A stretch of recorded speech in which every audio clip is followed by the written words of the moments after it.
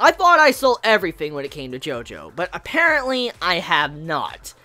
To be honest, no pun intended, but this episode was really bizarre. For one main reason, and that would be a character that was introduced that does not want to show his back. Yeah, you heard me. This character has a personality trait to where he doesn't want to show his back to anyone. I was like, at first, I didn't give a shit. I didn't give a shit. I didn't care about this personality trait. But then, after seeing how far this man would go to not show his back, just edging around a wall, sliding on it, to, you know, crawling up the stairs like he was, then I grew fascinated. I grew interested in seeing this man's back. And I'm with Rohan right now. I'm with Rohan. Like, I want to know what this man's back looks like. Even if it's a normal back, even if there's nothing wrong with it, I want to see it. Because why would you go so far not to show your back? I mean, something like that doesn't happen. It does not happen. There has to be a reason for you not wanting to show your back. There has to be something that happened in your life to some form of, I guess, fear. I mean, there has to be something. I mean, something had to happen in the past to this man that caused him not wanting to show his back. Maybe Rohan didn't find it when he used Heaven's Door, but I want to know. I really, really want to fucking know, like, what does his back look like? Because that man, how would you function as a human being? I mean, if you were scared to show your back, how would you walk in the streets? I mean, this man walked through the street, or let's just say he rode a car, like he was in a car. It doesn't matter. How would this man function, go to the grocery store and buy food? Like, yo, this man would be sliding on the floor. How would he get groceries off the top shelf? Like, how would the man do it? Would the man have to go up against the grocery, you know, like, side of the wall, and have to slide his way up with his back up and then grab it backwards? I mean, how would this man accomplish such a feat? And, oh my, how would he do public bathrooms, too? Holy shit. How would the man do a public bathroom? I mean, if there's, like, one of those bathrooms that have no stalls in it, like, you know, where you could close the door, how would you obviously, I mean, is he gonna try to piss backwards? Like, what the fuck?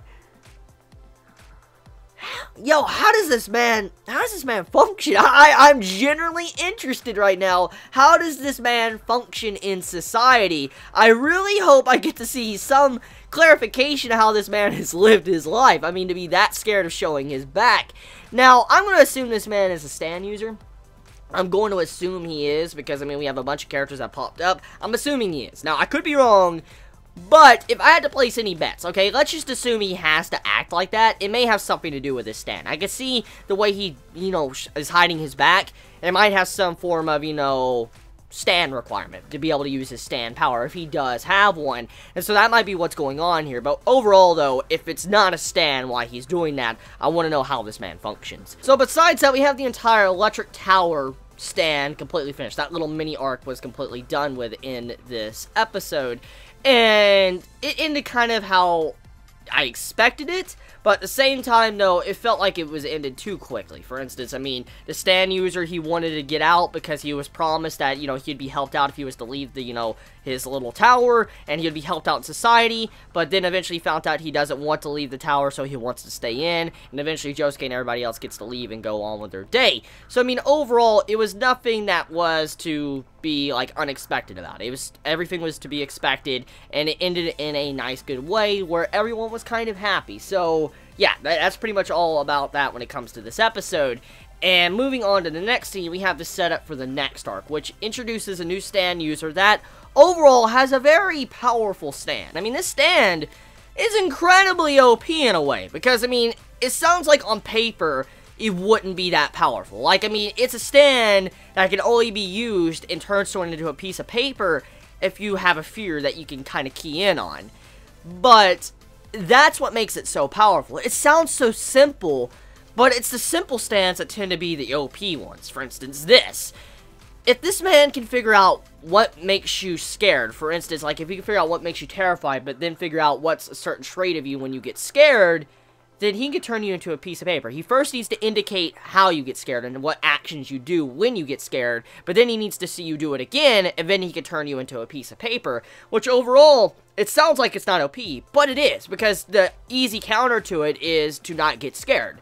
Don't get scared, and don't show your emotions when you get scared. But then, that might be a way to counter it as well. I mean, maybe that's like your way to go against fear, for instance, not showing fear. I mean, there's a lot of things about the stand we don't completely understand. But what I'm getting at is that the stand, it is completely OP if the person that it's going up against, like if you're going up against the stand and you don't know about its ability or how it works, that man could fuck you over quite a bit. I mean, if you saw one of your friends turn into a piece of paper, and you managed to scare them in a way, you might get scared too, because you don't know what the fuck is going on, and then you'll show actions of fear, and then you'll be turned into a piece of paper, and then so on. It's like a systematic effect. You know, everyone near Josuke or whoever, his friends, family, whatever, they'll be slowly turned into a piece of paper, because they don't know what is going on with the stand's ability. So right now, this stand, it's pretty damn scary, and right now the only way Josuke is going to be able to overcome this stand is if, you know, either his hair is made fun of, like he goes into pure 100% rage mode and just beats the shit out of this man, or he realizes that he just needs to stay angry, or he's just so angry with what someone did to his mother that he doesn't show fear, and that's what's going on. For instance, he just has pure rage, and he goes after this man because he's not angry. He's not scared, he's just fucking angry. So, there's obvious weaknesses to this stand. But at this time, though, if the stand user is smart, knows how to manipulate people, make them scared, this stand could easily overcome almost anyone. Almost anyone. Because some people tend to take a lot to get scared or have a lot of fear built up in them. And so not everybody can be taken down with ease.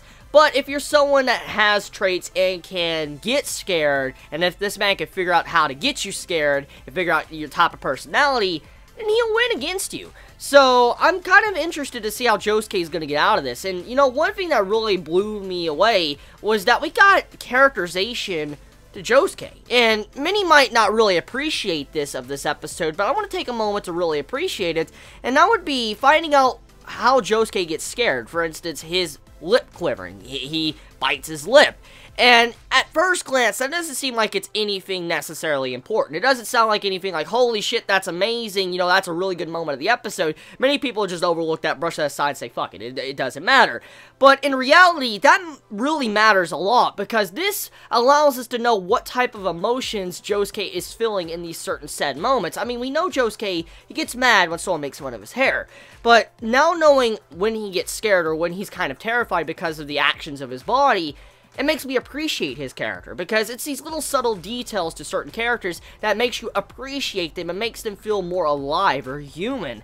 And I appreciate that. I really appreciate how JoJo Part 4 did that with this character, because I would like to see more stuff like that from other characters throughout the series and other anime and manga in general. So I appreciate that. JoJo Part 4, good job on showcasing this little character trait of Josuke and how he shows fear. But overall, though, the episode of JoJo's Bizarre Adventure, it was a rather simple one, a lot of setup overall, but let me know your thoughts in the comments below. You all have a wonderful day or night wherever you live. Please be safe.